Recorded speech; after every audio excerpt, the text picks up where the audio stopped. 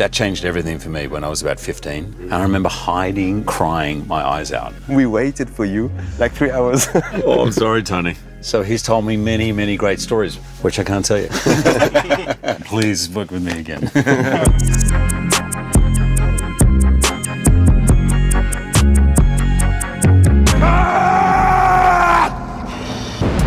Vidéo Club. Welcome. Thank you, Florian, merci. On va peut-être parler en anglais pour que ce soit plus Ouais, bien sûr. compréhensible In pour English, you. I have to do that. It's one of the very last places where you can rent DVDs and Blu-ray in France. Did you grow up with that culture and renting and watching movies at home? I'm video cassette is what I grew up with.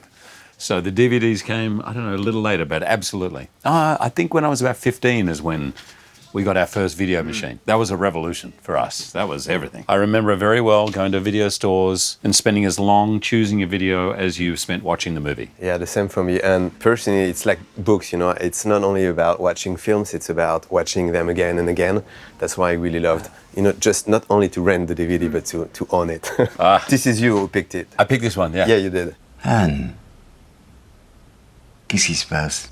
This movie was so devastating. Yeah. So beautiful. The acting in it, a beautiful, beautiful piece of filmmaking. Yeah. And what a filmmaker. And But I love it as well. You know, when I did The Father, who was also in an apartment, it was really, for me, like an example that you can make a film cinematic, but still be in a single apartment without, you know, without being theatrical. So it's a beautiful, beautiful film. And the silence, the way he will allow action to happen outside of our view. And just allow it and sit in a view where you don't know what's happening. I found it just extraordinary. Yeah, that's one of my favorite director, Haneke as well. Yeah. Here, Caché. I don't know if you heard about it. I've not seen this movie, no. Yeah, it's with Daniel Auteuil and Gilles Binoche. Tu peux pas me faire simplement confiance? Moi, je dois te faire confiance. I think the inspiration is coming from David Lynch. And remember that film, Lost Highway? Never knowing when an executioner may step up behind them and fire a bullet into the back of their head. It's kind of the same plot at the beginning, and it's really scary. It's about, you know, a couple being watched all the time and receiving videos about their own life and their intimacy, you know, and you don't know where it comes from. And so it's about, you know, putting you as a viewer in a spy position, and it's really, really clever. Oh, that's awesome. And that one is mine as well. I don't know. So in English, it's Double Life of Veronica.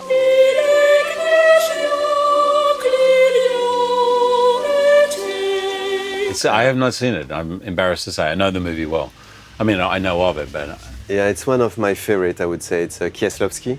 Yeah. And it's a lot about, you know, trying to explore life as if it's like an enigma, you know. It's a lot about what you cannot see, invisible things, intuition. Yeah. It's really, really poetic and beautiful. With Irène Jacob, who is a French actress. Yeah. She was also in Rouge, because he did, you know, this trilogy, Bleu, Blanc, Rouge. Yes. And she was in Rouge as well.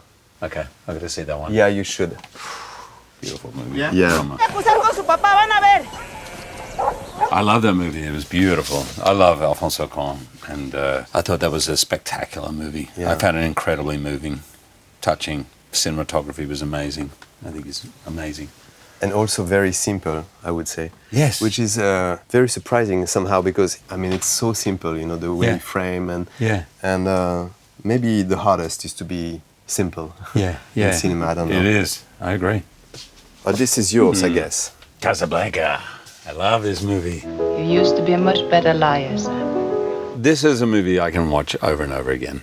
For me, it's close to perfect. I think I saw it first when I was about 20. Okay. And it's one of those movies I can watch over and over again and get something different out of. It's just so, I don't know, it's beautiful, perfectly done. I've seen it only once. Really? A very long time ago. Right. And I have to say, I don't remember it. So I should watch it again. I did a movie recently where I played a reminiscence of it. It was a sort of film noir sort of thing. So I went back to watch it again. It was really just an excuse to watch it again. But for me, Bogart was just brilliant. You do that sometimes when you prepare a film or a role to go through films? Sometimes. Yeah. I did with Wolverine. Yeah, I started watching Dirty Harry, Mad Max. Like Mad Max in particular, I think he's got 11 lines of dialogue in the whole movie, Mel Gibson, and yet he's on screen the entire time. And this This was sort of my family's Christmas movie, so Singing in the Rain. I'm singing in the rain, just singing in the rain. I mean, it looks so effortless, but it's such a great satire on Hollywood, and song and dance numbers are so incredible. I now know more of the story about how much they worked, and like they would work for 8 weeks on one dance number. And Debbie Reynolds said she would have blood like from her feet. She was dancing so much and tap dancing so much. But the result is it looks completely effortless. Anyway, that to me is just pure joy. That movie. Yeah, Pure for me joy. too. Yeah, there's another musicals like that. We mentioned it the other day when we were talking about it. Les Parapluies de Cherbourg. Je vais me retirer, je ne me sens pas très bien. Oh, here, that one. So in English, it might be the Cherbourg, the parapluie from Cherbourg. Umbrella from Cherbourg. Umbrella. And I think, I don't know, we should check, but I think it comes directly from this, you know, the inspiration. Jacques Demy, who is a French director, really wanted to do a musical. Really? It was his first musical. And I think the inspiration was coming really from this beautiful musical. There's the opening of the film is like, you can see from the top several umbrellas like that. And it's very French. Yeah. But it's absolutely stunning and beautiful. There is no dialogues. Really? It's just songs throughout the story. Ben, qu'est-ce qui te prend? Je quitte la boîte. Extraordinary film. Yeah, Catherine Deneuve there.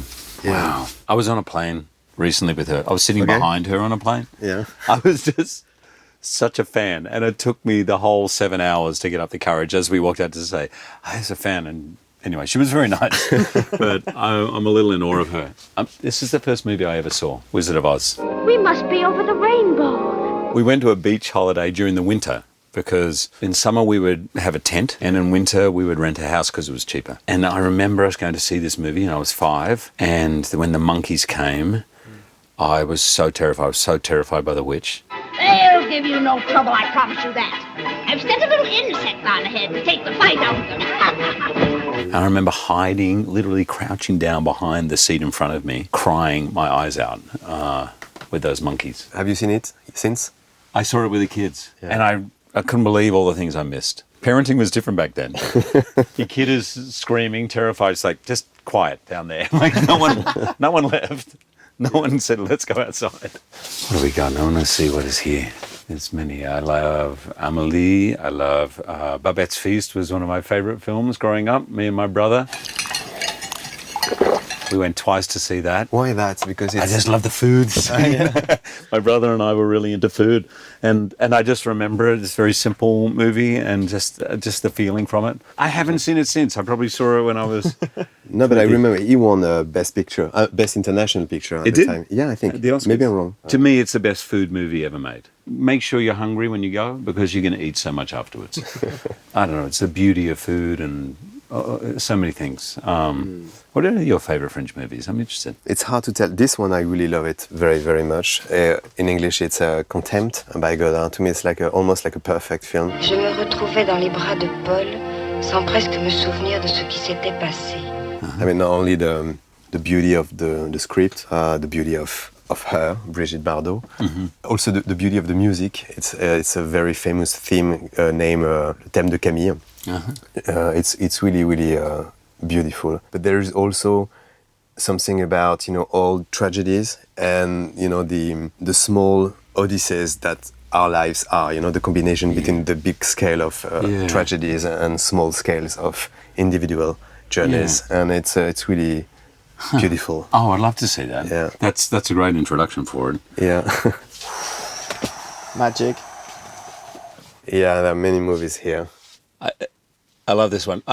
This is a Copland. Sheriff? Thought you gave me a thick... 1 second. I just heard so much about it because I've worked with James Mangold on 3 movies. So he's told me many, many great stories, which I can't tell you. This movie... Go ahead, Stevie! Go ahead! Home, you got it! Go ahead! That changed everything for me when I was about 15. This movie, Kramer versus Kramer, these kind of dramas with that sort of level of acting, that was the first time I remember really being completely changed about what acting could be and how it could affect you and what that level of commitment can do to the viewer. That movie to me is extraordinary. I love that one very much. Yes, Probably I love my this favorite movie. Yeah, so it's Mulholland Drive. Hey, man. It's so David good. Lynch. I mean, we just worked with Laura Dern, and she's really coming from not that film, but from this world, I would say, David Lynch world. Yeah. But what I love about that film is it's like a labyrinth, you know. Yeah. And you, as a viewer, you have to play with all the pieces of that puzzle, you know, to try to make it work, to try to make it meaningful. You are in an active position, and you have to use your own subconscious to try to look for the meaning. And it's a beautiful tale about, you know, Los Angeles and all the dreams that you can create and the nightmares as well. I knew nothing about the movie when I went to see it, but Naomi's a friend of mine from Australia and Deb's.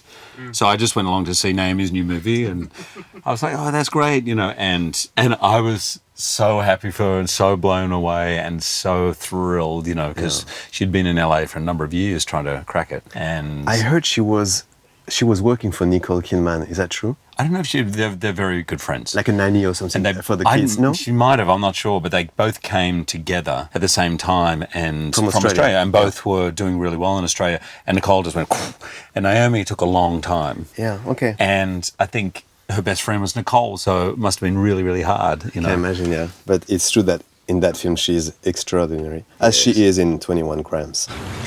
It's beautiful. Yes. She's really, really powerful. I think we should pick this one. Yeah, we have a friend. Silence of the Lambs. We have a good friend of this. Good morning. I don't know if I told you this, but when we were shooting the scene where we enter into shot in the library where he goes to pour me a drink, we were standing just like this, and here were all these books, and there was the novel Silence of the Lambs, or one of the series was there, and he was standing like this. I'm like, Tony. He turned around and said, look. And he turned around and gave me a Hannibal Lecter look just before we went on, and it was like the greatest moment of my life. Yeah. My daughter is 17. This is one of her favourite movies. Yeah, it's a masterpiece. And he's so scary in it. So scary. And what was funny is that after the father, because the father was about dementia. Who exactly am I? So many people came to me to say, is he okay? As if he was himself going through dementia. I was like, he's in perfect shape. He's just the greatest actor. So that's why it was so joyful in The Sun to have that scene between you and him when he's back to what he knows as so cruel and controlling the situation. Yeah. And he loves it. He just loves acting, doesn't he? Yeah. And what was funny, I don't know if you knew that, but you know, we had that day, the first day, only 10 hours to shoot that scene. And it was already a bit short. And he was supposed to come by at like 9 a.m. And I came on set like at 6 a.m. I was the first one. And someone came to me and said, we have a problem. Anthony is already here. And I was like, how come already here? It's like 6 a.m. So I came to see him and I said, Anthony, it's very, very early. What are you doing here? You know, we are not ready to start. And I have only 10 hours for, you know, out of contract. And he said, yeah, but you know what? I woke up in the middle of the night and I was so excited to go to work that I said, okay, let's go, let's drive. And he came on set and he was the only one. And we waited for you like 3 hours because you were on time. I was on time, but I'm sorry, Tony. I know we're out of time, but I saw that movie when I was 12. Me too. It blew my mind. Like, I didn't know movies could transport you, be that much fun, be that involving, be that big. I don't know. There's something about that movie changed things for me. Yeah, I love it too. It's a Spielberg masterpiece. That is one of them. One of them. Yeah. I think the first time I saw Hugh, I'm not sure it was in X-Men actually. Maybe the one who created the strongest impression on me is Prisoners.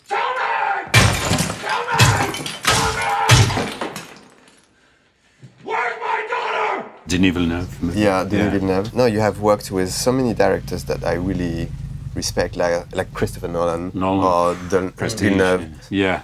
I'm happy to be one of them. But not one and done, okay? Yeah. I've worked with a lot of great directors and not again. Please work with me again. Konbini! And then you put my picture on top here? They will.